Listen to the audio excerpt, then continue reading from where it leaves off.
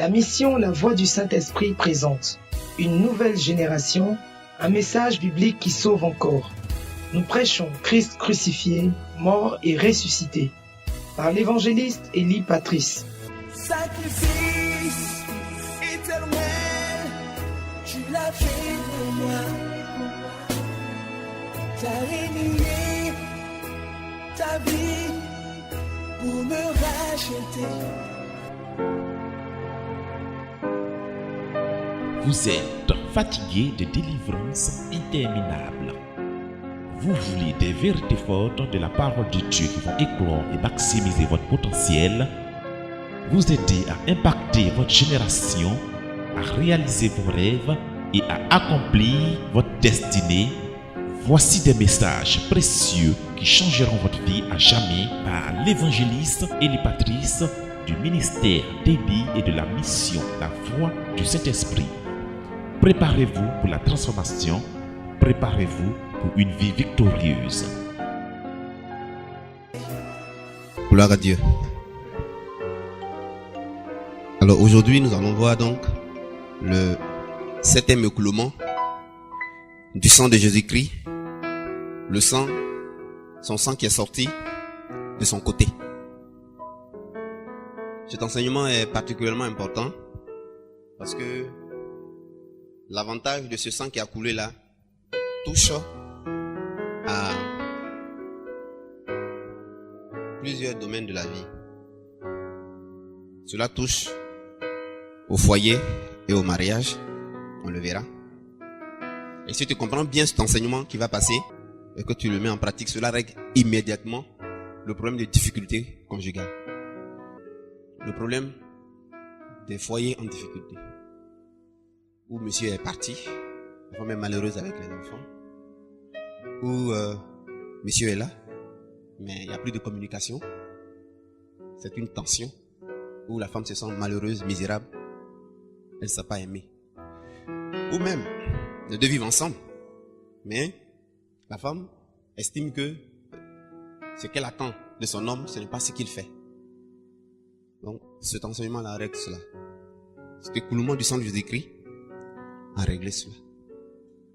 Deuxièmement, cet écoulement du sang de Jésus-Christ aussi a réglé le problème de célibat, le problème de fiançailles et de mariage, tant les garçons comme les femmes. Comment attirer l'homme de sa vie ou l'âme sœur? Comment attirer le conjoint? Comment permettre qu'il y ait fiançailles et qu'il y ait mariage selon Dieu?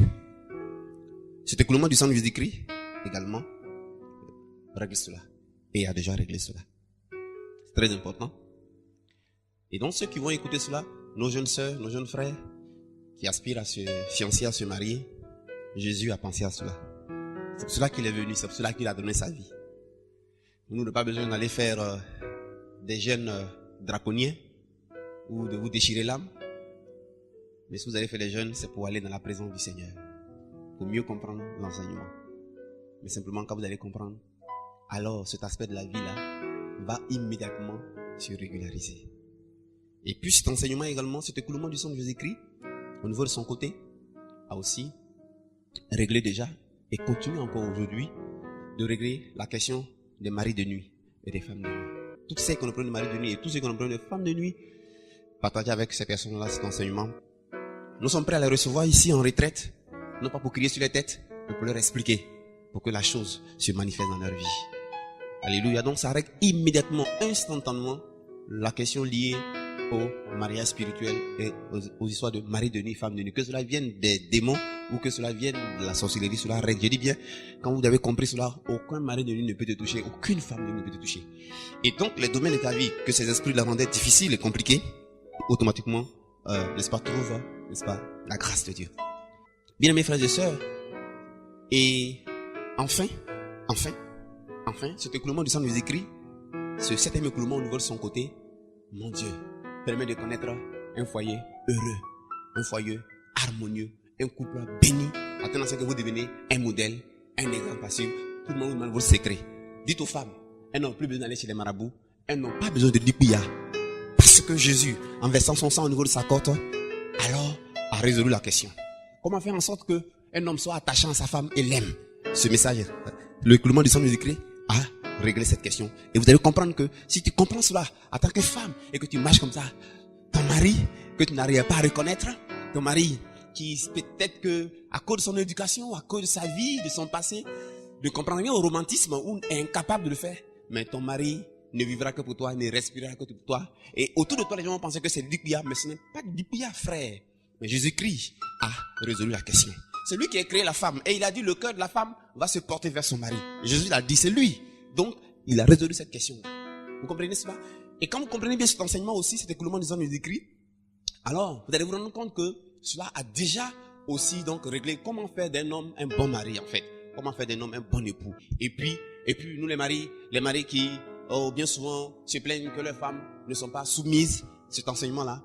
Quand votre femme aura compris cela, si elle comprend cela, si elle accepte cela, alors par la révélation de ce message, l'écoulement de ce écrit, alors fait en sorte que a déjà résolu cette question des soumissions.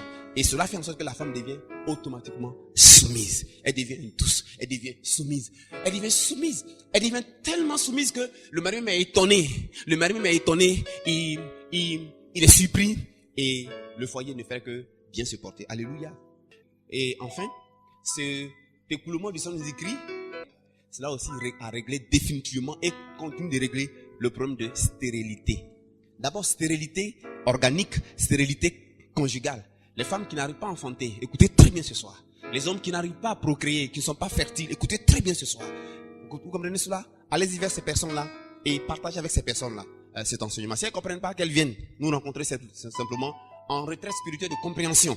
Et vous allez voir, quand tu comprends cet enseignement, tu te rends compte que cet écoulement de Jésus-Christ a déjà réglé la question de stérilité, la question de non seulement stérilité conjugale, organique, mais aussi ça a réglé le problème de stérilité en termes d'improductivité matérielle, en termes d'improductivité dans les affaires, d'improductivité au niveau des finances. Voilà. Vous comprenez? Voyez comment c'est fantastique. Alors le texte de base est tiré du livre de Jean au chapitre 19, verset 34. Jean au chapitre 19, verset 34. Et nous allons donc faire la lecture. Jean chapitre 19, verset 34. Mais un des soldats lui perça le côté avec une lance et aussitôt il sortit du sang et de l'eau. Amen. Je reprends. Jean chapitre 19 verset 34. Il s'agit donc du 7e écoulement du sang de Jésus-Christ. Son sang a coulé ici pour la 7e fois là, mais c'est au niveau de son côté, sa côte ou son côté. Et donc la Bible nous le dit en Jean chapitre 19 verset 34 que je lisais. Je reprends.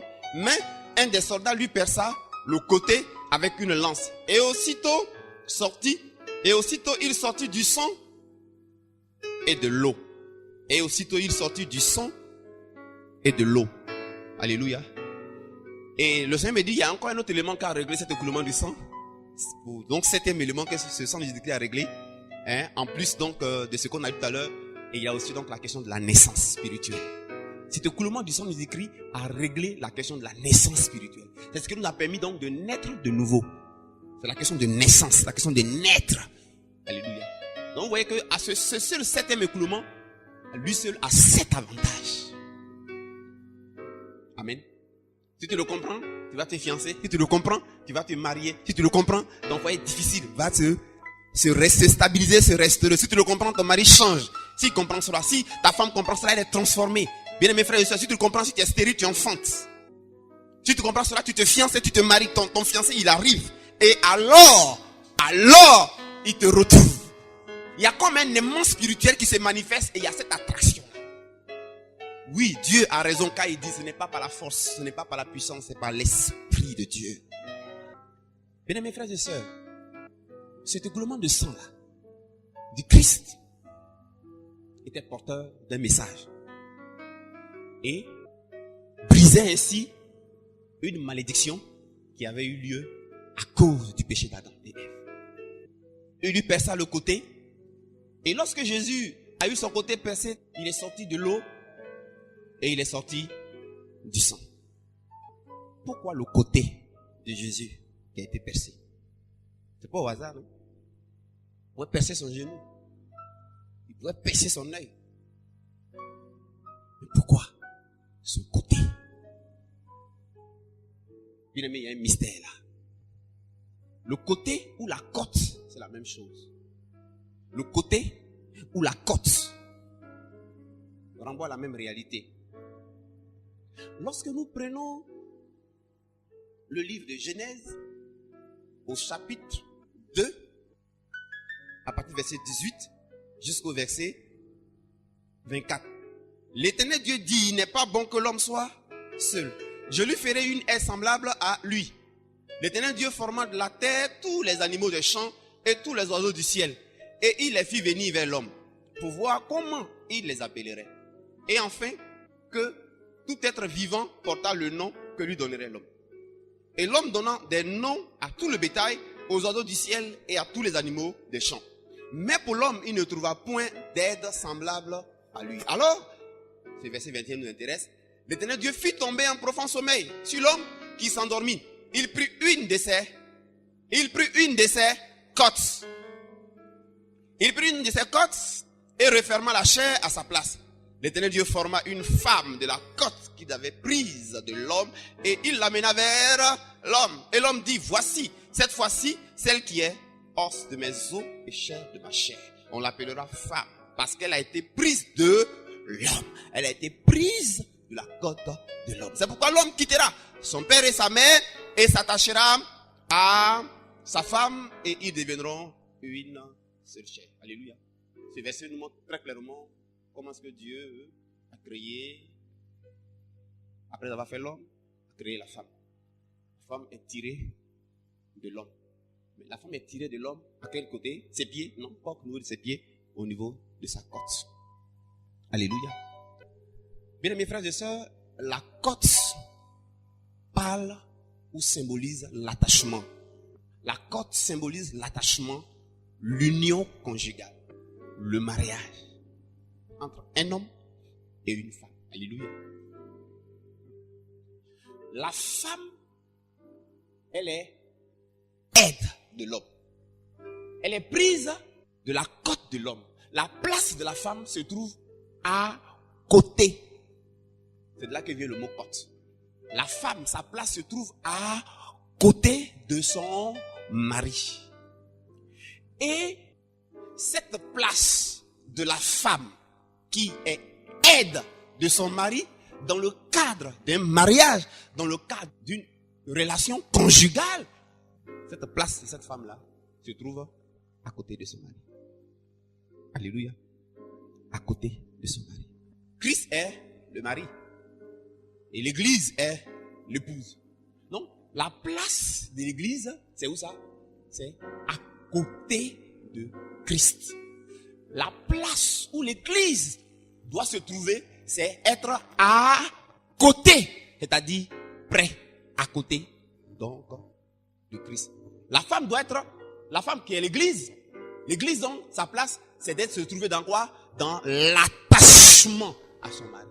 La place de l'église, c'est d'être dans l'attachement à son mari Christ. À côté de Christ. Attachement à Christ. À côté de Christ. Il est écrit, quand la femme a péché, Dieu a dit à la femme, ton mari dominera sur toi. Alors que toi, tes désirs vont se porter sur lui. Bien mes frères et sœurs, quel est le travail que Jésus, en laissant son sang sortir de son côté et de sa côte, qu'est-ce que Jésus a restauré? Quel était donc le problème qui s'est passé? Qu'est-ce qui était au début et qui a été gâté? Le psaume 63, verset 2 à 9, nous le fait comprendre. Je lis. Ô Éternel, tu es mon Dieu, je te cherche. Mon âme a soif de toi. Mon corps soupire après toi. Dans une terre aride, desséchée sans eau, ainsi je te contemple dans le sanctuaire, pour voir ta puissance et ta gloire, car ta bonté vaut mieux que la vie. Mes lèvres célèbrent tes louanges. Je te bénirai dans toute ma vie. Je te bénirai donc toute ma vie. Je lèverai mes mains en ton nom. Mon âme sera rassasiée comme des mets gras et succulents. Et avec des cris de joie sur les lèvres, ma bouche te célébrera. Lorsque je pense à toi sur ma couche, je médite sur toi pendant les veilles de la nuit. Car tu es mon secours. Et je suis dans l'allégresse à l'ombre de tes ailes. Mon âme est attachée à toi. Regardez le 9. Mon âme est attachée à toi. Lorsque Dieu a créé l'homme, lorsque Dieu a créé l'être humain, il a créé l'être humain pour avoir avec l'être humain une relation. Une relation d'amour. C'est pour cela que une relation d'amour qui est faite d'attachement, de désir de l'homme porté sur Dieu et vers Dieu.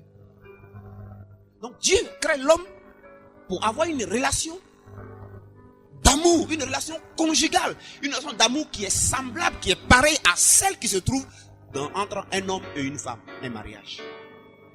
Voilà ce pourquoi nous sommes créés. Être dans une relation d'amour avec Dieu, une relation conjugale avec le Créateur, au sein de laquelle notre âme soupire après sa présence, après sa communion, au sein de laquelle notre âme, notre désir se trouve à côté de Dieu, se trouve porté sur Dieu. Pourquoi?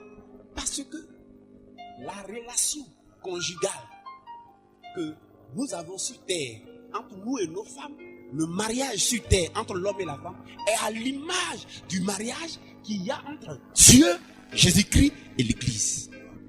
La relation qu'il y a entre l'homme simple, garçon, ou l'homme, femme, pas dans le cas d'un foyer, mais l'homme simple, avec Dieu, est l'image de la relation qui doit exister entre Dieu et l'homme, c'est-à-dire Jésus-Christ, époux, et l'Église, l'épouse. Est-ce que vous comprenez ça? Cette relation, qui est donc une relation d'amour, qui est donc une relation conjugale, qui est donc une relation de communion, est la seule et l'unique relation au sein de laquelle Dieu a disposé des grâces et des bénédictions pour l'individu ou pour la femme. En dehors de ce principe de relation, l'être humain sans relation avec Dieu n'obtiendra pas la grâce de Dieu qui se trouve que dans cette relation avec Dieu. La femme, l'Église, femme de Christ, ne peut pas obtenir de bénédiction en dehors de cette relation, car c'est dans le cadre de cette relation que Dieu a disposé sa bénédiction. Donc quand un individu n'a pas de relation avec Dieu, il ne peut pas avoir une somme de bénédiction que Dieu a disposée que quand il y a une relation entre lui et l'homme. Est-ce que vous comprenez ça?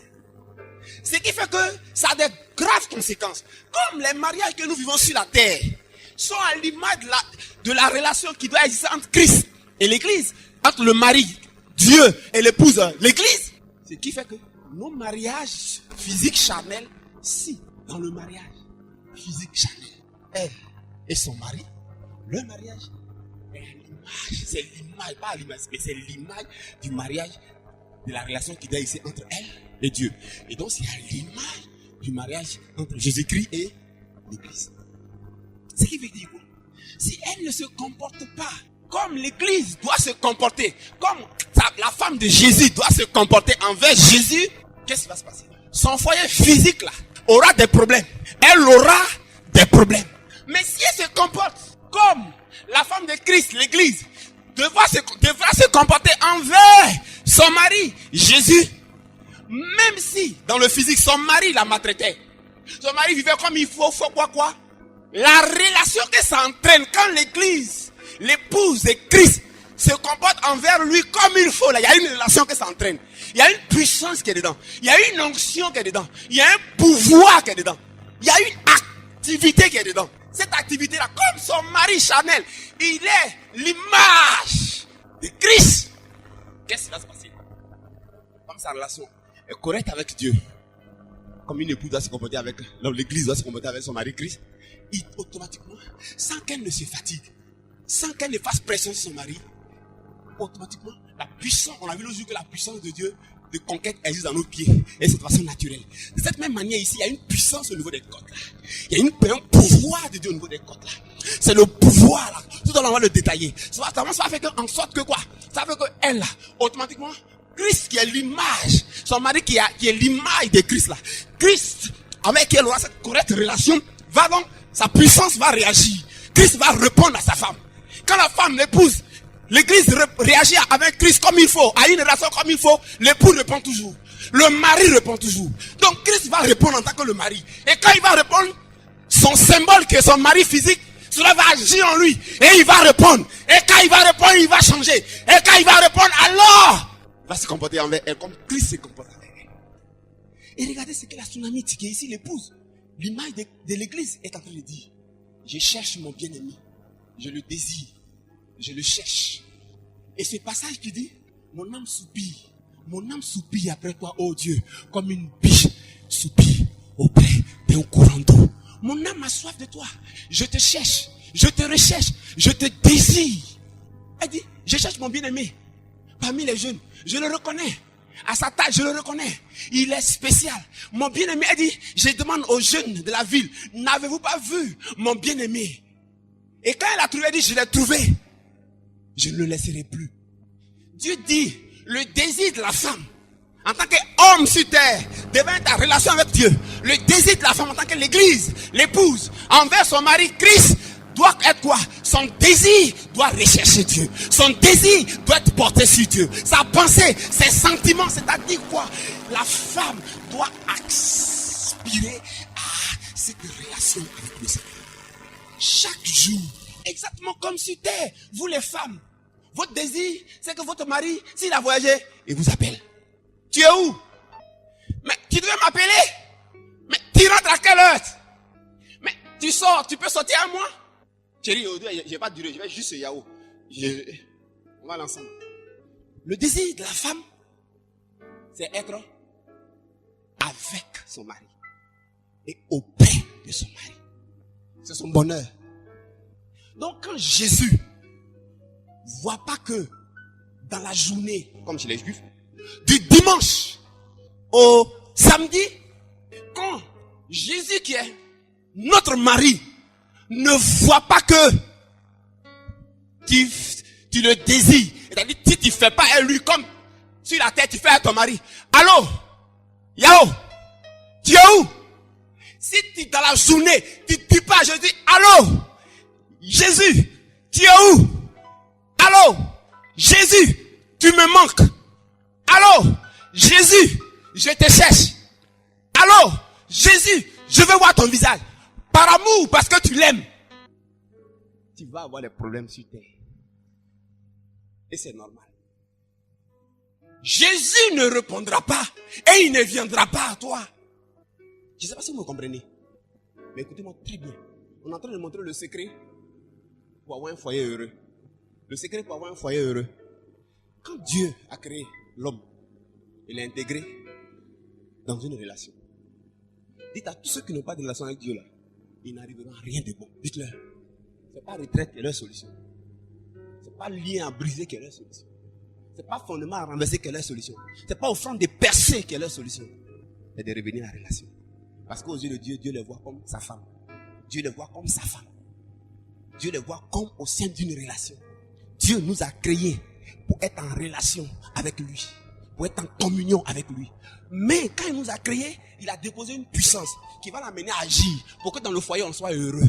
En tant que femme et homme, on soit heureux. Cette puissance-là ne peut agir que quand la femme joue son rôle. Son rôle, c'est de dire à son mari, tu es où? Je veux te voir. On est créé pour ça. On est créé pour désirer le mari. La femme est créée pour désirer le mari. Or, l'église est mise dans une position de femme, d'épouse. Or, l'être humain qui est créé est mis dans une position d'épouse. Donc, s'il ne désire pas son mari de façon désintéressée, le mari ne répondra pas. Or, c'est quand le mari répond qu'il répond avec cadeau. Quand le mari répond, qu'il répond avec des biens. Quand le mari répond, qu'il répond avec des grâces. Quand le mari répond, c'est là qu'il répond avec la paix. Quand le mari répond, il répond avec le bonheur.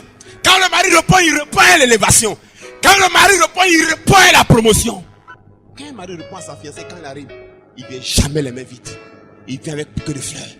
Il vient même avec un voyage. Le mari va t'offrir un voyage à Hong Kong. Il offre des voyages à sa femme. Et le Seigneur allait plus loin. Ce qui veut dire quoi? Dites aux gens, nous sommes créés pour avoir soif de lui. Et c'est chaque jour. Seigneur, je me sens vide. Je me sens seul. Tu me manques. Je sens le cafard. Je me sens seul. Je ne sais pas avec qui je vais parler. Je ne sais pas avec qui je vais dialoguer. Seigneur, pourquoi est-ce que vous appelez vos maris? Parce que quand ils viennent, vous échangez. Vous vous sentez révalorisé à leur côté. Vous vous sentez considéré. Vous vous sentez honoré. Alléluia. Alléluia. Alléluia. Et quand le mari vient, il répond. Comme je l'ai dit, il vient les mains chargées. J'ai besoin de ta présence. Notre époux Christ veut sentir qu'on a besoin de sa présence. Il veut sentir qu'il nous manque. Il veut sentir qu'il compte pour nous. De façon désintéressée. Un homme, un mari sur terre, que sa femme m'appelle. Tu es où? Ma 4x4 là, tu m'as promis ça. Tu es où? Tu es où? Tu es où? Mon diamant 18 carats là, il faut que tu me donnes. Tu es où? Oui, qu'est-ce que tu veux ma chérie? Mon pagne hollandais. Quelle sera la raison du mari? Il va fuir une telle femme. C'est une femme qui n'est pas désintéressée. Mais le mari qui réagit envers sa femme, c'est un mari envers qui la femme a un amour désintéressé. Ouais, pourquoi l'église a foiré? Quand l'église s'approche de Dieu, tu es où? Dans mon enfant. Tu es où? Dans mon travail. Tu es où? Dans ma fiançaille. Tu es où? Dans mon mariage. Tu es où? Dans ma promotion. C'est pas cette relation-là. La tsunami dit, je te cherche. Je te cherche pourquoi? Pour simplement ta présence. Pour simplement ta présence. C'est compris? Et quand donc les êtres humains se comportent comme ça avec Dieu, ou l'église se comporte comme ça avec Dieu, c'est vrai qu'il faut mettre l'accent sur l'adoration dans les cultes. Il faut mettre l'accent sur l'adoration. Chez vous à la maison, il faut mettre l'accent sur l'adoration. Allez-y à lui pour le chercher. Le chercher pour lui seul et à cause de lui. Qu'est-ce que cela crée? Automatiquement, cela va entraîner la réponse du mari. Écrivez. Cela entraîne toujours la réponse du mari. C'est quelque chose qui se passe spirituellement. Hein? C'est quelque chose qui se passe au fond du cœur. Mais moi, je suis homme là. Et je l'expérimente. Cette façon d'agir, je l'expérimente dans mon couple. Il n'y a pas de couple parfait, mes amis. Tous les couples passent par des moments difficiles. Il y a des moments où parfois vous regrettez. L'autre dit je regrette, l'autre dit je regrette aussi. L'autre dit quitte là-bas, l'autre dit erreur. L'autre fait remarque sur son ami. L'autre dit toi-même tu es qui? Toi tu es quoi? Toi tu es comment? L'autre tu es comment aussi? Toi tu es ceci, voilà tes défauts, voilà tes défauts. Et c'est une guerre froide. Et on se blesse avec le langage, on se blesse avec la parole. Moi, mon épouse, à un moment donné, elle a privilégié la relation. Elle va dans la présence de Dieu. Seigneur, je veux sentir ta présence. Pas pour demander quelque chose, mais elle joue son rôle d'épouse devant le grand mari. J'ai besoin de toi. Vous voyez pas quand on va dans la présence de Dieu et puis il y a une joie que nous rendons, vous voyez pas ça? Vous voyez pas dans cette communion-là? Donc quand tu dis tu me manques, c'est la vérité. Quand on nous dit il nous manque, il nous manque. Il nous manque. Quand il vient, c'est la vie qui vient. Quand il vient, c'est la grâce qui vient. Quand il vient, c'est la lumière qui vient. Elle dit Seigneur, tu me manques. J'ai soif de toi. Seigneur, excuse-moi. Les travaux me prennent le temps. Mais je suis venu. Pardon, c'est à cause de toi que je suis venu. Au début, elle dit je ne mange pas.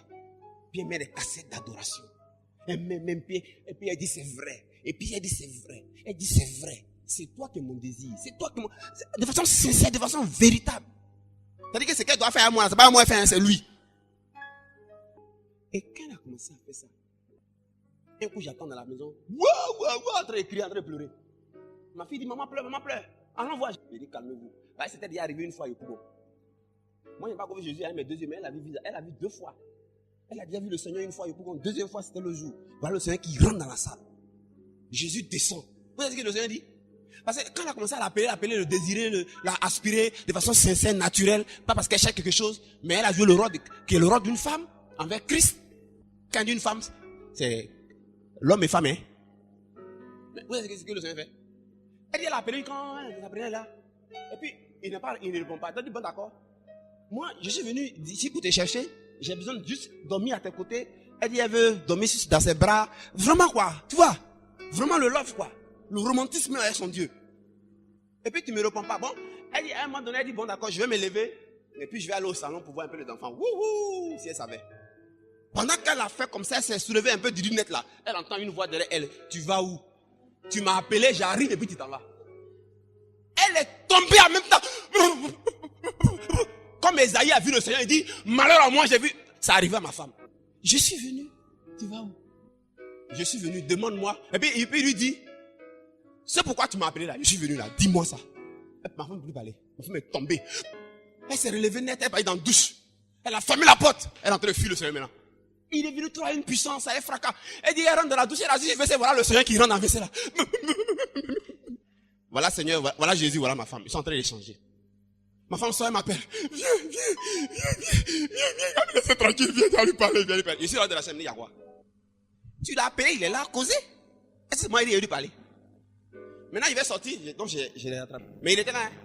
Et puis il dit, Jésus, toi, tu es dans la chambre, Jésus est devant toi. Hey, moi, mais il n'a qu'à venir. Bon, dis au Seigneur que, moi là, voilà ce qu'il lui demande. Puis je suis sorti. Je m'arrête au salon.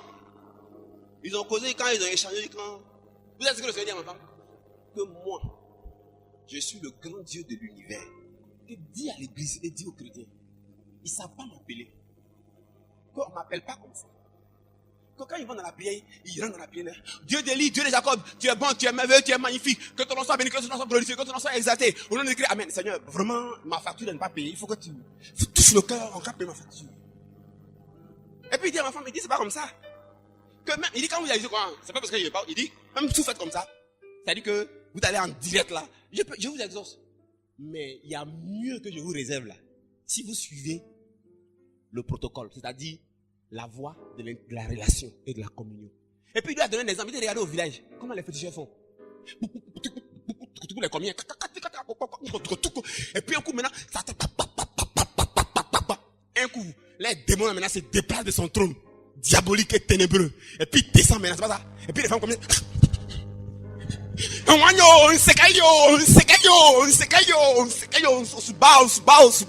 ça c'est emballé. Ou bien il caille, embêté. Et puis maintenant les communs là commencent à donner maintenant des révélations. Le démon est descendu, c'est pas ça.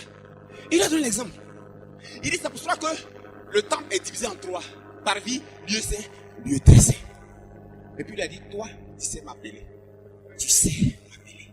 Je suis. Il dit, quand il arrive maintenant là, quand il descend, puis il arrive là, et quand il te répond, il fait exactement quoi.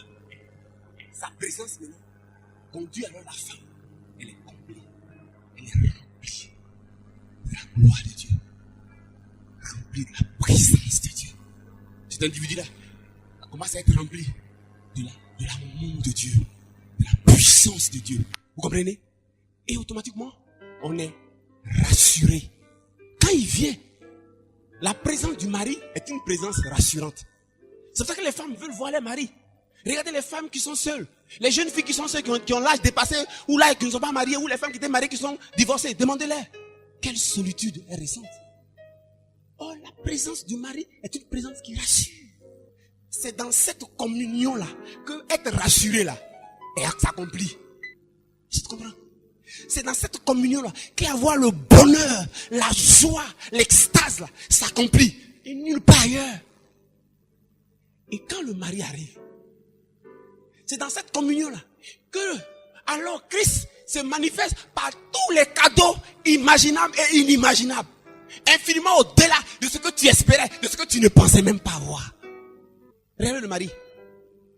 Quand le mari réagit à ses désirs de la femme, quand le mari réagit aux désirs de la femme, où l'amène? C'est pas dans les grands coins, il l'amène. Ils sortent, ils vont dans un grand endroit, elle mange. Les mecs qui n'avaient pas mangé avant, hein, elle mange. Elle a droit au voyage. Elle a droit à des cadeaux. C'est pas ça? C'est la même chose que Christ le mari fait. Et c'est là que les problèmes se résolvent. C'est là que les problèmes se résolvent. C'est là et nulle part ailleurs. Et il allait loin pour me dire, le mari quand il vient, c'est là qu'il joue son rôle de mari. Il te protège. Il te défend. Il combat pour toi. Il débloque les chèques bloqués. Il découvre les pierres qui sont crues. Tout ce qui va essuyer les larmes de tes yeux. Tout ce qui va faire que tu vas être souriante. Ah chérie, on est sortis là. Hein? 14 février. Saint-Valentin. Mais le mari ce jour-là, Saint-Valentin là. La femme, du début qu'à la fin, elle ne sera que souriante. Donc quand Jésus vient, en ce moment-là, au sein de cette communion, c'est là que la femme, en tant qu'individu, en tant qu'église, en tant que toi, c'est là que tu vas connaître le vrai sourire. Si ton problème c'était les sorciers qui t'attaquaient, c'est là que les sorciers là vont manger les totems. Tu te comprends? Si ton problème était que ton chèque était bloqué, c'est là que le mari va venir te dire que, chérie, j'ai réglé ton problème là. C'est pour ça que c'est en ce moment de communion que Dieu nous fait des révélations.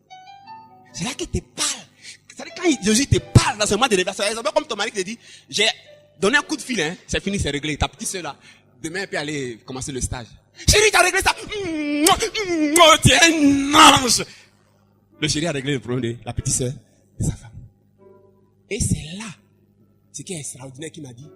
Il dit c'est là que lui, Jésus, en tant que mari, il joue son rôle de mari. C'est-à-dire quoi? Il rassure sa femme pour son avenir.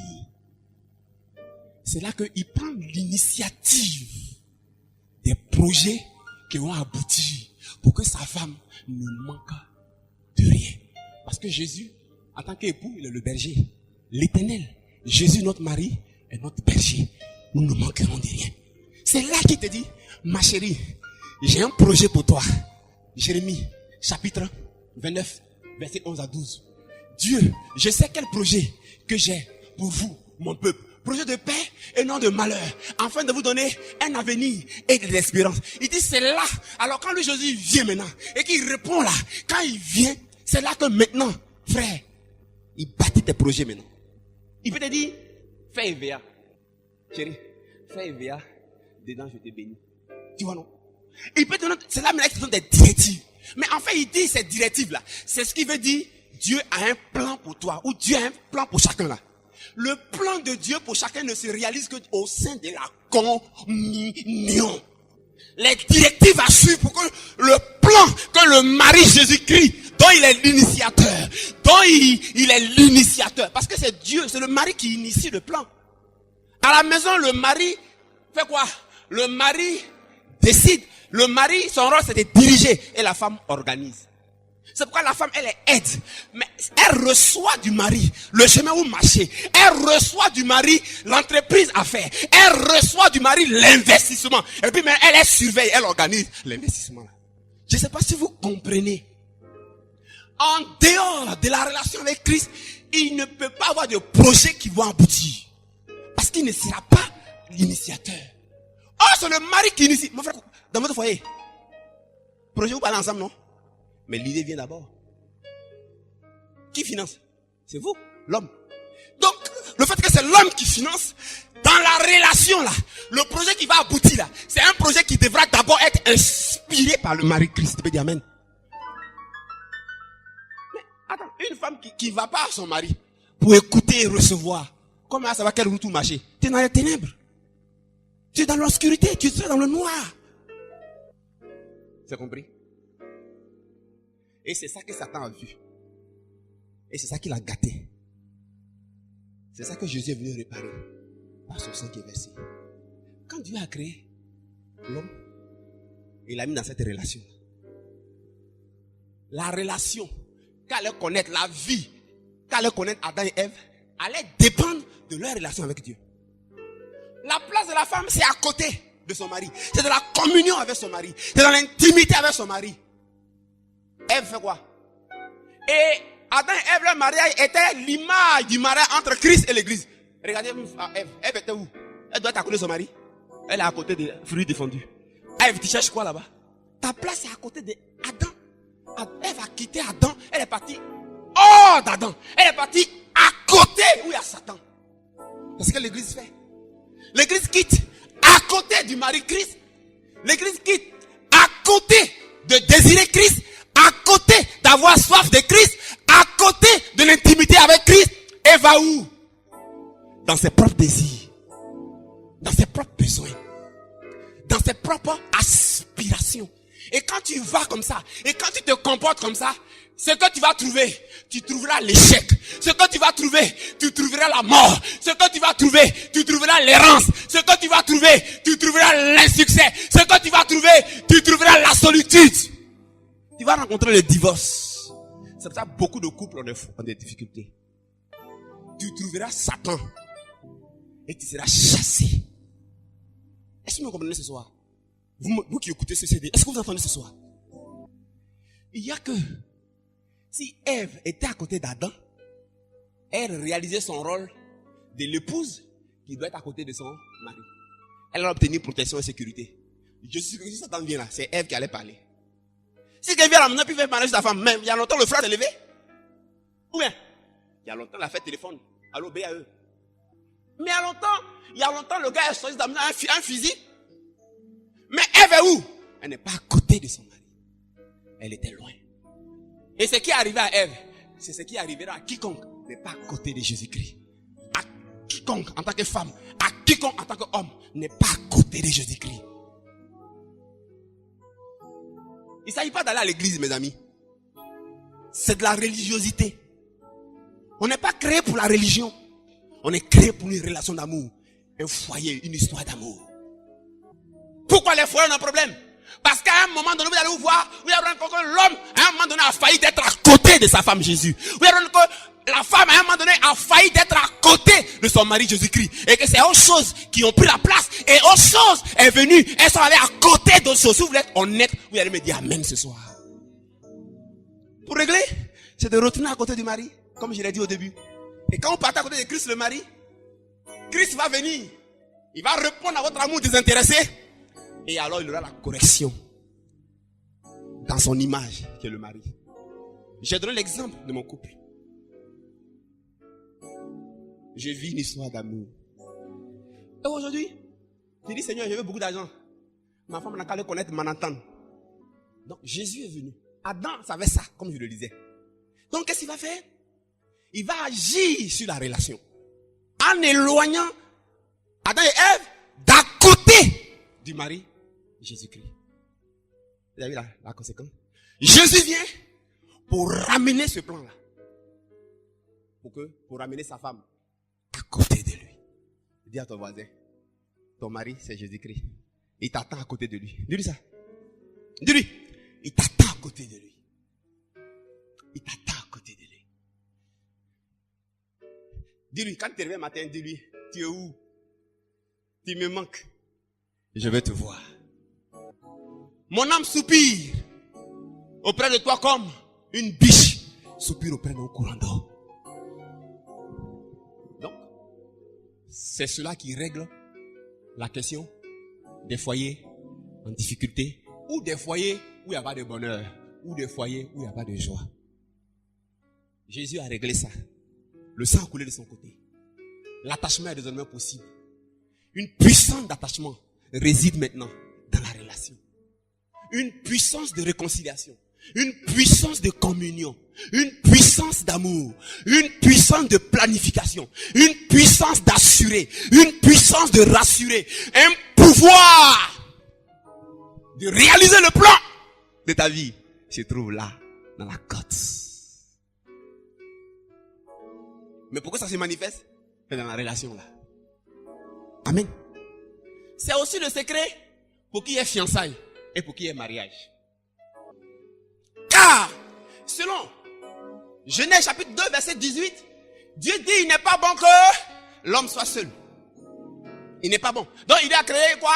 Une aide semblable à lui. Amen. Mais on dit quoi? Pourquoi cette aide-là, la femme, vienne à l'existence? Il a endormi l'homme. Et c'est où ça? C'est de sa côte qui va former la femme. Alors écoutez bien. Voilà le secret. Écoutez. Autant d'hommes sur terre, autant de femmes sur terre. Quand moi on me dit que il y a eu guerre mondiale, il y a eu ceci, non, il y a plus de femmes que d'hommes. Est-ce que Dieu n'est pas intelligent? Moi, je dis aux gens, tant que tu es vivant, que tu es une femme, tant que tu es vivante et que tu es une femme, dis-toi que ton mari existe, il est là. Puisque tu n'es pas sorti d'ailleurs que d'une côte. Donc si tu vis, c'est que tu es sorti d'une côte, bon, la côte est là. Mais toi maintenant, comprends l'œuvre de la croix, l'écoulement du sang de Jésus de son côté là. Faut comprendre. Ça a réglé la question de célibat. Il dit, il n'est pas bon que l'homme soit seul. Ça a réglé le problème de solitude. Il n'est pas bon que l'homme soit seul. Dis-lui que la solution réside dans la côte. Parce que dans la côte, il dit, l'homme quittera son père et sa mère et s'attachera à sa femme. Et puis il dit, quoi? Quand l'homme a vu la femme, il a dit, ah! Donc il y a une puissance de discernement qui réside pour que l'homme reconnaisse sa femme et que la femme reconnaisse son mari. Il y a une puissance de, il y a un pouvoir de discernement, un pouvoir de satisfaction, un pouvoir qui fait que quand tu la vois, tu reconnais que c'est elle, elle reconnaît que c'est toi. Il y a accord, il y a intimité, il y a communion. Il y a reconnaissance. Il y a ce pouvoir-là. Mais c'est au niveau de la côte. Amen. Amen. Il y a une puissance d'attirance.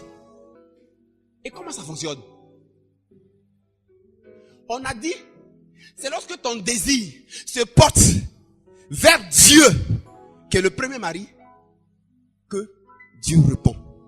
Donc si tu es célibataire, comment faire pour que tu te fiances? Ton désir doit se porter sur le véritable mari. En faisant comme ma femme. Tu es où? Je te cherche. Pas tu es où? Où est mon mari? Tu es où? Où est enfantement? Tu es où? Où est mariage? Non, hein? Mais tu es où? Parce que tu me manques. Tu es où? Parce que ta présence me fait du bien. Tu es où? Parce qu'avec toi je me sens rassuré. Tu es où? Et quand tu as fait tu es où? Selon la tsunami, spirituellement, Dieu a disposé ce programme-là. Quand la femme, en tant que jeune fille non fiancée, fait comme ça avec son Dieu, en esprit et en vérité, la puissance d'attirance et de réponse de la part du mari va réagir. Donc, qu'est-ce qui va se passer? Je dis que le mari par excellence, le fiancé par excellence, va d'abord répondre. Et quand il va répondre, tout à l'heure, comme je l'ai dit, il a répondu, mon enfant, puis il a crié. Donc, quand il va répondre, comme il est le fiancé par excellence et le mari par excellence, toi, le fiancé qui est son image, en qui il veut s'exprimer pour entretenir un rapport de mariage et de communion avec toi là.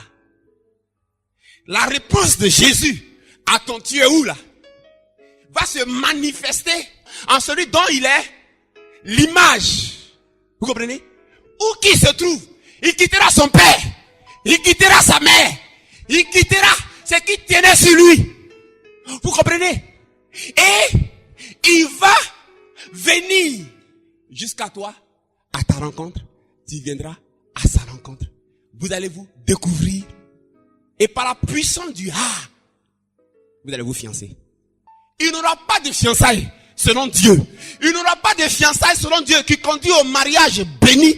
Si d'abord, la jeune fille, la jeune sœur ne joue pas le rôle qui est dévolu dans le plan de Dieu à la fiancée. C'est d'aspirer après celui qu'elle aime. Mais à travers Christ d'abord. Est-ce que vous me comprenez bien? Alors là, la puissance d'attirance va se manifester. C'est pour ça qu'il dit, celui qui me cherche, au détriment de sa propre vie, me retrouve. Mais celui qui ne me cherche pas, et qui cherche sa propre vie, la perdra. Le véritable fiancé, c'est d'abord Christ. Qu'est-ce qu'on dit? Au ciel, il y aura les fêtes de l'agneau. On dit noces. Non, les noces de l'agneau. On parle de quoi? Mais c'est fiançailles qui va conduire au mariage. Donc Christ est mari, mais Christ aussi joue le rôle de fiancé. Il faut d'abord que le désir s'exprime vers lui, comme on l'a dit, pour que ça le déplace. Et quand ça va le déplacer, celui qui est son image là, en lui va s'exprimer. Et puis alors il va te trouver. C'est ça que les démons, les génies là font pour la loi, les fondements. Ouais, non? Voilà. C'est la même chose qu'ils font. Quand les parents, leurs désirs vont vers les démons, les génies, et ils les adorent, ils sacrifient, ils font vers eux. Donc le démon là, comme il est l'image, donc là dans le village, les gens à qui les démons s'expriment là, c'est eux qui viennent te marier, c'est eux qui viennent t'épouser, ou qui viennent épouser tes enfants, jusqu'à 4 générations. C'est la même chose. On vient de régler le problème donc des foyers en difficulté. On vient de comprendre comment la femme va faire pour qu'elle soit aimée de son mari. Il ne te chérit pas, il ne t'invite pas, Tu as bavardé quand tu as eu d'abord, il faut changer. Il faut laisser. Voilà comment ça se passe. Aime le mari suprême d'abord. Celui qui est le vrai. L'autre là, il est photocopie. Mais le vrai, aime-le. Il va s'exprimer. Et quand il va s'exprimer, la photocopie elle va suivre. Ta femme est soumise. Elle est fatiguée, elle ne comprend rien. Son caractère, façon. Tu es fatigué, tu as tapé la porte, tu as tapé sur la table. C'est moi qui suis l'homme, c'est moi qui suis garçon, je suis le chef. Ça n'a pas marché. Reste tranquille, pas comment ça se passe. Alléluia. Aime le mari suprême. Bah, tu es femme devant lui. Tu es l'épouse. Tu as compris? Et il va s'exprimer. Et la puissance de soumission va s'exprimer. Et il va s'exprimer en toi en tant que bon mari. Bon mari humble. Bon mari qui sait parler. Bon mari qui sait toucher. Et ta femme va devenir elle est soumise, douce. Cet écoulement du sang de Jésus a aussi réglé le problème de stérilité et d'enfantement. C'est ce que nous avons. En Jean chapitre 19 verset 34, on dit que un soldat a pris une lance et il a percé le côté. Et il est sorti de l'eau et du sang. Il est sorti l'eau et du sang. L'eau, c'est le symbole de la parole de Dieu. L'eau est le symbole de la parole de Dieu. C'est aussi le symbole de l'Esprit de Dieu. Il dit, celui qui croit en moi, des fleuves d'eau vive couleront de son sein. Les fleuves d'eau vive, l'eau, c'est l'eau. L'eau, c'est le Saint-Esprit. Ésaïe 47 nous parle du verset 1 au verset 12. L'eau qui montait le torrent depuis les chevilles jusqu'au cou. C'est la parole. L'action que produit la parole. L'action de vie, l'action de restauration que produit la parole de Dieu, que produit l'Esprit de Dieu. Le sang, c'est la vie. Le sang, c'est la vie. Mais le sang, c'est l'âme. Non, le sang, c'est l'âme. Il est sorti donc du côté de Jésus, percé, le sang et quoi? Et l'eau. Il est sorti le sang et l'eau. Amen. Il est sorti du corps de Jésus, le sang et l'eau. Mais qui est le corps de Jésus? Le corps de Jésus, c'est l'église. Et Jésus est la tête. Donc, on voit que quoi? De l'union entre Jésus et l'église. De l'union entre Jésus et l'église est sorti quoi? L'eau et le sang. Amen. L'union entre Jésus et l'église est destinée à un enfantement. Dis à ton voisin. L'union, quand Jésus s'unit à sa femme là, quand Jésus rentre dans l'intimité de sa femme, il naît quelque chose. Il y a une naissance qui se manifeste. Nous sommes, on a dit, au sein d'un mariage avec Christ. Mais tout mariage se consomme. Donc de ce mariage-là, il est prévu des naissances. Dis à ton voisin. Il est prévu des naissances. Il est notre mari. On est sa femme. De l'union de Christ et sa femme, il y a il y a une naissance. Je suis en train de te montrer le secret pour vaincre la stérilité et enfanter.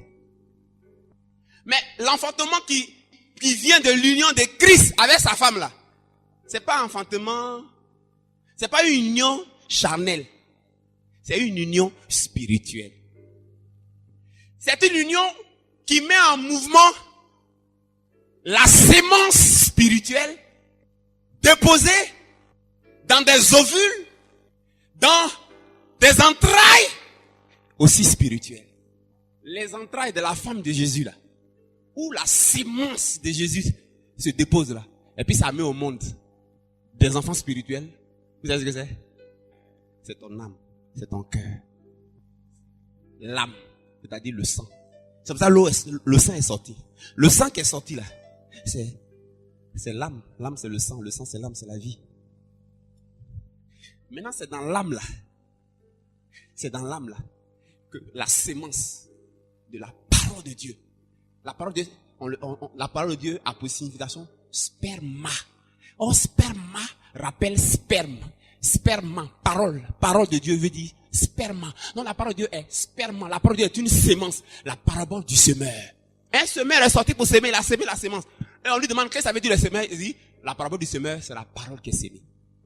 Bien aimés frères et sœurs, Dieu avait prévu que Adam, avec sa femme Ève, les enfants qui vont aller naître d'eux, qui sont des enfants physiques là, allaient être à l'image de Dieu.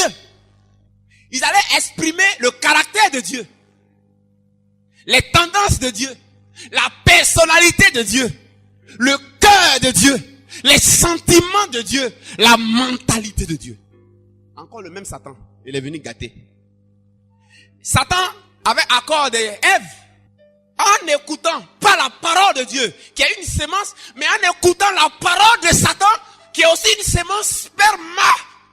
Ève va commettre adultère. Ève va être engrossée par le sperma, non de Dieu, son mari, Jésus, mais de Satan. C'est pour ça qu'elle va mettre au monde des vies de péché, des corps de péché, dont un prototype Caïn qui va tuer Abel. Et regardez toute la descendance d'Adam et Ève, toute la postérité est une postérité de meurtriers, d'assassins, de rebelles. Alléluia. Oh, Dieu aspire à une famille. C'est pour ça qu'il a contracté un mariage. Et sa femme doit mettre au monde des enfants qui lui ressemblent, pour que la terre soit remplie des fils et des filles de Dieu. Jésus, par son sang qui va couler au niveau de son côté, il va sortir l'eau et il va sortir le sang, va désormais amener à l'existence des fils et des filles de Dieu. Jean chapitre 1, verset 12. À tous ceux qui l'ont reçu. À tous ceux qui ont reçu qui? Sperma, la parole. À tous ceux qui reçoivent sperma, la parole dans leur entraille spirituelle. À tous ceux qui reçoivent la parole sperma dans leur cœur, sperma dans leur âme, sperma dans leur foi. Cela naissent non pas de la chair et du sang, non pas des rapports sexuels, mais ils naissent de l'esprit. L'eau et le sang qui est sorti là, c'est une naissance que Jésus a accomplie de l'union avec sa femme. Cette naissance vient d'abord quand il y a acceptation du sperme de Dieu, du sperma de Dieu.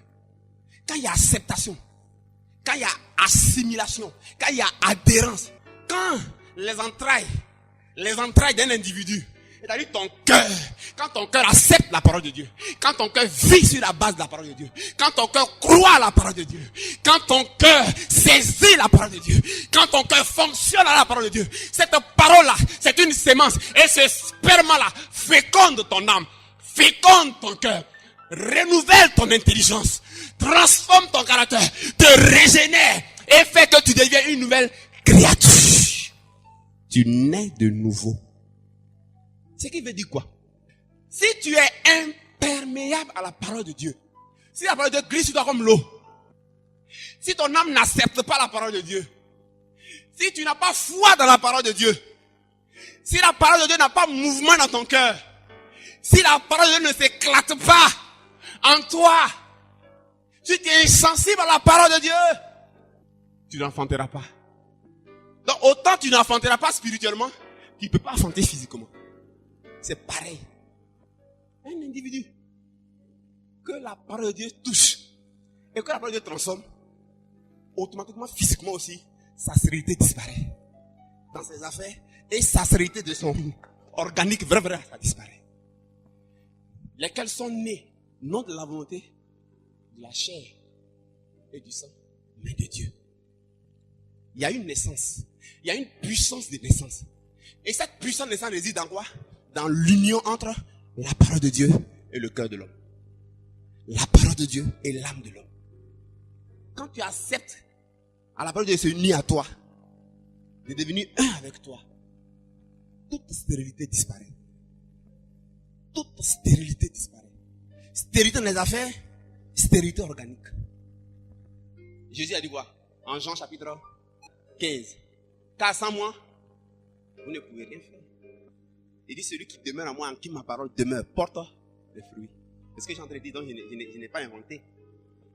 Ce que tu acceptes là, tout ce que tu acceptes là, c'est des sémences. Ce n'est pas toutes les sémences qui portent la vie. Ou bien, arachide au moins, on peut manger, non? Bon. Mais donne-moi un truc qu'on va manger. Bulle de caïman. Mais ça, c'est pas sémence. Il y a des champignons là. Il y a des champignons, il y a toxines. Donc, c'est pas tout qui est comestible. C'est pas tout ce qui est créé là qu'on peut manger. La seule chose qui porte vie, Jésus l'a dit, mes paroles sont esprit et vie. Donc la parole que tu manges là, c'est de cela que va dépendre ce qui va naître de toi. Tu comprends? Si ce que tu manges là n'est pas esprit et vie pour donner naissance à l'image de Dieu, ça va donner naissance au contraire à l'image de Dieu, qui est l'image de Satan et du péché. Je répète, toute parole est une sémence. Que ce soit la parole de Dieu, que ce soit la parole des hommes, que ce soit la parole de Satan, ce sont des sémences. Donc si tu écoutes des semi-vérités, si tu écoutes le faux, si ta foi est dans le faux, ton âme, ton cœur sont en train d'être ovulés et engrossés. Tu seras enceinte et tu vas accoucher selon la sémence qui est en toi. Il n'y aura pas de stérile dans ma maison, dit le Seigneur. Et c'est vrai. Laissons-nous engrosser par le sperma de Jésus-Christ et non pas de Lucifer. Nous allons accoucher. Et si nous accouchons spirituellement, nous accoucherons physiquement. Car le spirituel gouverne le physique. Si nous accouchons spirituellement, l'œuvre de nos mains va accoucher. L'œuvre de notre main sera prospère. Regardez, quand une femme accouche, c'est les deux éléments qui se manifestent. La poche des os se casse et il sort l'eau et le sang. Donc Jésus là, à la croix quand ils ont percé ici là, c'est sa poche des os. La poche des os de sa femme. C'est la poche de ses os de sa femme. Vous voyez, il y a eu accouplement spirituel. Voilà, il y a eu union spirituelle. Il y a eu intimité spirituelle. Sa femme a accepté la parole. Elle a cru à la parole. L'église a aimé la parole. L'église a cru à la parole. Oh, Simon Pierre disait, Seigneur, à qui irons-nous? Car toi, tu as les paroles de la vie. La femme a accepté la parole. La femme a été fécondée par la parole. La sémence de la parole. Et comme c'est l'église qui est le corps de Christ, l'église qui est donc l'entraille de Christ, et Jésus est la parole, la tête, le sperme, il y a eu union, il y a eu intimité, il y a eu rapport spirituel, il y a eu donc ensemencement. Donc, vous voyez non? Et la femme, qui est le corps de Christ, l'église était enceinte. Et quand elle est enceinte, elle devait accoucher. Avant ça donc, il y a eu le travail, Boum, la peau devait se casser. Il est venu à naissance une église puissante, une église glorieuse. Et cette église-là, il dit, je vous ai donné le pouvoir de marcher sur les serpents, sur les scorpions et sur toutes les puissances de l'ennemi. Et rien ne pourra vous nuire. Tu veux que les choses de bien naissent de toi? Laisse-toi engrosser par la parole. Parce qu'il y a des femmes là, quand leurs maris vont avec elles là, elles portent, excusez-moi, mais préservatif pour que sperma là n'arrive pas là-bas pour attaquer, pour rentrer, pour créer l'ovulation. Pardonnez, enlevons nos préservatifs spirituels et laissons ces préservatifs spirituels, c'est l'incrédulité, c'est le doute, c'est le raisonnement. Enlevons cela et laissons le sperma de Christ entrer. Soyons enceintes de la parole. Nous enfanterons des princes. Nous enfanterons des rois. C'est pour ça qu'il a choisi la tribu, les 12 tribus d'Israël, à travers la tribu de Jacob. Regardez cette tribu-là. Il est né 12 fils à Jacob. Mais chaque fils avait une fonction particulière. Tribu de Juda, c'est la royauté. Ce qui naît de Dieu là, c'est la royauté. Amen. Tribu de Lévi, c'est le sacerdoce, les serviteurs du roi. Alléluia. Jésus a réglé. Il a payé le prix, son sang a coulé. Pour que désormais il naisse de toi des rois. Il naisse de toi quelque chose qui domine. Il naisse de toi quelque chose qui impacte. Il naisse de toi quelque chose qui rayonne. Il naisse de toi quelque chose qui avance. Il naisse de toi quelque chose qui prospère. Il naisse de toi dans le spirituel, dans le physique. Des enfants, des fils et des filles. Il dit élargis l'espace de tes cordages. Tu te répandras à gauche et à droite. Ésaïe chapitre 54.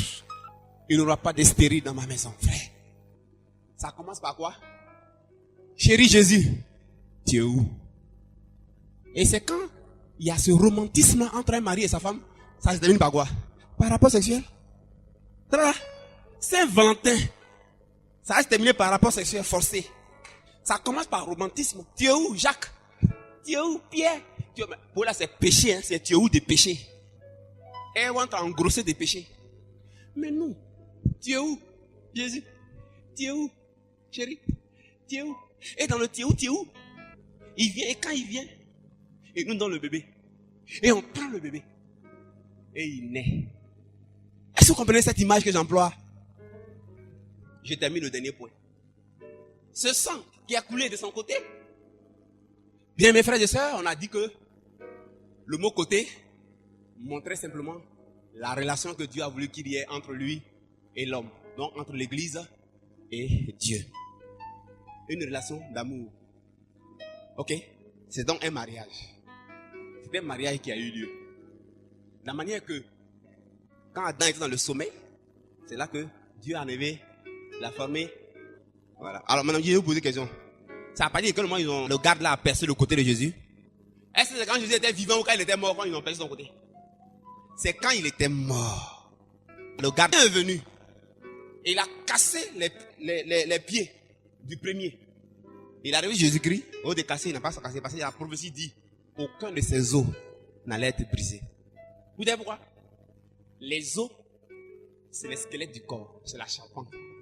Dans la médecine, c'est les os qui fabriquent le sang. La moelle osseuse. C'est ça qui produit le sang. Les os, c'est la charpente du corps. Si on cassait les os de Jésus, on était foutus. Étant donné que c'est la charpente du corps, donc les os, c'est le support. C'est pourquoi Dieu a dit à Ézéchiel, à chapitre 37, est-ce que ces os vont revivre?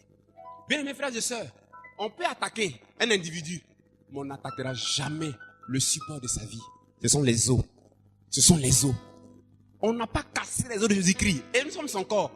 On n'arrivera jamais à nous casser. On n'arrivera jamais à te casser. Satan n'arrivera jamais à te casser. Aucun sorcier n'arrivera jamais à te casser. Jamais. Ce qui est fondamental de ta vie ne sera jamais cassé. Il peut t'effrayer, il peut souffler, il peut rugir, mais jamais, frère, rien de ta vie ne sera cassé. C'est pour cela que les os de Jésus-Christ n'ont pas été cassés. La restauration est possible dans ta vie. Le relèvement est possible dans ta vie. Les ossements, quoique déserts, ont ressuscité. Voilà le mystère. Pourquoi ces os n'ont pas été cassés? Dis à ton frère. Le diable peut faire comment. Je suis debout. Comment je suis debout. Il y a une puissance de debout qui est en moi. Il y a un pouvoir qui me tient debout, qui opère en moi. Qui opère dans ma charpente. Ma charpente, mes os, c'est Christ. Mais si tu comprends ça, que tu acceptes ça, rien de ta vie ne peut sombrer, ne peut être ruiné, ne peut être en faillite. Vous êtes là, vous dites, il y a crise économique. Quand ça va aller, c'est là que ça va aller chez moi. Sinon, tout est gâté. Non, je suis atteint, je suis brisé. Moi, je ne suis pas brisé, je ne suis pas atteint. Hein. Je suis debout parce que Christ en moi, il est ma charpente. Il est mon os, il est mes os. C'est pour ça qu'on n'a pas cassé ses pieds. Non, ils ont cassé pour le premier. Mais la postérité d'Adam, on casse les pieds. Ceux qui ne sont pas nés de nouveau, leur pied est cassé. C'est-à-dire que non seulement le diable atteint, mais il est ruiné, il ravage quand il devient réneux. Et puis, leur mémoire là, c'est effacé sur la terre. Dites aux gens d'accepter Jésus, dites-le vite. Sinon, on va les briser, on va les détruire. Ceux qui sont en Christ, on ne peut pas les briser. Alors, je vais terminer par le dernier point. Donc, je disais, son côté. On a dit que donc c'est une union. Mais regardez, Jésus est d'abord, c'est quand il était mort. Il a dit, Père, je remets en tes mains mon esprit. Puis il est comme ça. Puis le soldat est venu. Bah! Il a cassé pour l'autre. Puis au milieu, il a regardé Jésus. Puis il est venu, il a cassé pour l'autre. Bah! Puis il a pris la pince. Écoutez, il fallait que je naisse. Il fallait qu'on naisse. Exactement comme quand Adam était endormi, Dieu a pris de sa côte et il a formé la femme. Donc Dieu a laissé son fils dormir. Il dit, Père, je remets mon esprit dans tes mains, je dors. Et quand il est dans son sommeil, c'est là que Dieu va former l'église, la femme de Jésus. Et cette femme de Jésus qui est formée, c'est toi, c'est moi. Mais il faut le croire, il faut l'accepter. Mais cette femme de Jésus-Christ là, elle est femme de qui? Elle est femme d'un roi. Elle est femme du Dieu de l'univers. Oh, c'est dans le mariage que la femme change de statut et d'identité. Donc cette femme qui venait de naître là, c'est là qu'elle a changé d'identité. Les liens de ses parents n'agissent plus sur elle. Les parents charnels. Les fondements, ça ne marche plus. Même si les parents s'appelaient Yoboué, Caillou, ça n'agit plus sur elle. Parce que dans le mariage avec Christ, elle a changé de statut. Elle porte maintenant le nom de son mari. Oh, laisse-moi te dire, le nom de Jésus est le nom qui est souverainement élevé dans les cieux, sur la terre et sous la terre. Et le nom devant lequel tout genou fléchit et toute langue confesse la Seigneurie. Ça veut dire quoi? Ça veut dire que maintenant dans ce mariage avec Jésus là, toi, tes parents, à 30 ans ils mouraient, ça ne te concerne plus. Quand ils se marient, à un certain moment ils retournent au village, les femmes, ça ne te concerne plus. Hey, mais si tu n'as pas cru, si tu n'as pas accepté, c'est pas bon pour toi. Hein? Écoutez, frère, parce que tu as un nouveau statut. Tu as un nouveau statut, c'est déjà établi. Tu es appelé et reconnu du nom de ton mari. Tu es habillé de ses attributs. Tu rayonnes de sa gloire. Tu as son parfum. S'il y a des anges qui le surveillent, donc les anges te surveillent. Est-ce que tu me comprends ce soir? S'il est puissant, tu es puissant. S'il est fort, tu es fort. S'il est roi, tu es reine. La femme d'un président de la République, n'importe qui peut l'approcher pour la draguer. Voilà le secret qui met fin au mari de nuit et à la femme de nuit. Aucune femme de nuit, aucun mari de nuit ne peut toucher à la femme de Jésus parce qu'il est roi. Oh! Quand j'ai donné cette révélation par le Saint-Esprit à une dame, elle allait dormir. Le mari de nuit est venu. Et il lui a dit, il m'a chassé. Je ne peux plus te toucher. Je suis parti. On m'a dit, mais c'est aussi comme ça. Il dit, oui, c'est aussi comme ça. C'est aussi simple. C'est aussi simple. Combien de fois on n'est pas allé sur les montagnes et dans les ravins, dans les caniveaux et les trous, dans les retraites et les coupages de liens, dans les divorces et les divorcés. Le mari de Nipopo dit, je suis là. Je suis calé là où il est. Pourquoi? Parce que tu es n'importe qui. Quand il voyait les gens, il les voit comme des prostituées. Or, il n'y a que le statut qui change le passé. Il n'y a que le statut qui change le passé. Tu n'es plus n'importe qui. Quand vous n'étiez pas marié, et puis quand vous êtes marié, il n'y a pas de changement. Est-ce qu'on peut t'appeler? Ah bon, faut essayer. Quelqu'un va te souffler, tu appelles 4 dents. Et c'est là que Jésus a sacralisé sa femme. Elle est sacrée. Elle est ointe. Elle est à part. Il repose sur une onction. L'onction de royauté. Ne touchez pas, mais oint. Voilà le sens. On ne peut pas la toucher. La colonne de feu de nuée s'interpose. L'ange de Dieu campe autour. Il envoie en chemin son ange pour la garder. Ça y est, le travail a été fait. Pour que tu sois fécond et fertile, spirituellement comme physiquement. Pour que tu enfantes, pour que tu procrées. Ça y est, le travail a été fait. Pour que tu attires l'homme selon le cœur de Dieu. Un fiancé qui va venir te fiancer. Qui va se détacher de tout pour toi. Et te rendre heureuse et t'épanouir. Ça y est, pour qu'en tant qu'une femme, tu sois aimée dans ton foyer par ton mari, épanouie et comblée. Contente, bénie et choyée. Ça y est, pour que toi en tant qu'un homme, tu puisses épouser femme et que les femmes soient contentes de t'avoir pour mari. La femme soit contente d'avoir. Il y a des femmes, leur mari, elles regardent, disent, si elle savait, elle allait prendre Jacques. Puis elle a vraiment, ça y est, pour que la femme soit contente pour dire, Seigneur, vraiment, tu m'as donné ce que mon cœur désirait. Je suis heureux de mon mari que j'ai. Il est à mes soins. Mon avenir est assuré. Il entreprend, il fait chant de veillard pour moi. Il dit, je suis tellement fatigué que d'aller me reposer en Singapour. Cette année-là, je vais aller à Dubaï. Oh, quel mari tu m'as donné. Quel mari, Seigneur, je suis heureux. C'est un mari doux. C'est un mari attentif, prévenant, fidèle. Ça y est, c'est accompli, frère. C'est accompli, sœur. Pour en finir avec le premier mari d'une des femmes de nuit. Ça y est, toi, dans le foyer, vis les difficultés, la douleur, la souffrance. Tu es seul. Tu es abandonné, délaissé, trahi, meurtri, rejeté, bafoué. Dans le foyer en feu. Ça fait 1 an que ton mari ne te touche plus. Ça fait des années, il a fait chambre à part, où il a une maîtresse. N'est-ce pas te dire, par le coup de main de Jésus-Christ au niveau de son côté. Si tu joues ton rôle, le rôle de la femme, le rôle de l'épouse, le rôle d'une fiancée, car c'est ce que tu es. En tant qu'homme, en tant que femme, en tant qu'église, c'est ce que tu es. Alors, Jésus, le véritable époux, répondra. Et lorsqu'il va répondre, il va changer les choses. Il va changer le visage de ton foyer. Et il va s'exprimer en ton mari qui est son image. Et en s'exprimant en lui, sans faire effort, tu seras étonné du regard nouveau que ton mari te portera. Sans faire effort, parce que le mariage sur terre est à l'image du mariage qui existe entre Dieu et l'Église. Et à l'image de la relation qui doit exister entre l'homme et Dieu. Si ta relation avec Dieu est mauvaise, elle est faite d'égoïsme, d'égocentrisme, où tu penses à toi seul. Si ta relation avec Dieu est mauvaise, tu auras des problèmes dans ces 7 domaines qu'on a cités. Prie Dieu s'il te plaît. Vois-toi comme une fiancée si tu n'es pas encore marié. Vois-toi comme une femme en tant qu'église. Il a dit, il n'y aura pas de stérile dans sa maison, c'est la vérité. Il a dit, l'œuvre de tes mains va prospérer, c'est la vérité. Il dit ne touchez pas mes oins, c'est la vérité. Votre besoin premier, c'est d'être transformé par la parole.